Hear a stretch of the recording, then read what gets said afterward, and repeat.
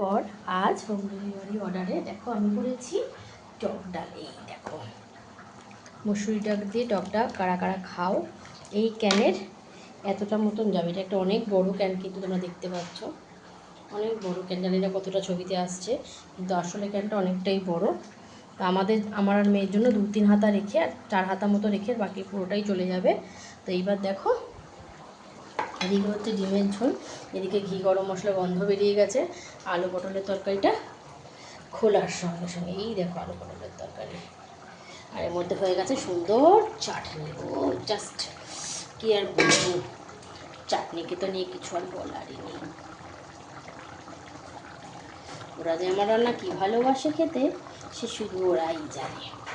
তো তোমরা যদি এরকম সুন্দর সুন্দর হোম ডেলিভারি খাবার পেতে চাও, অবশ্যই আমাকে কিন্তু জানিও।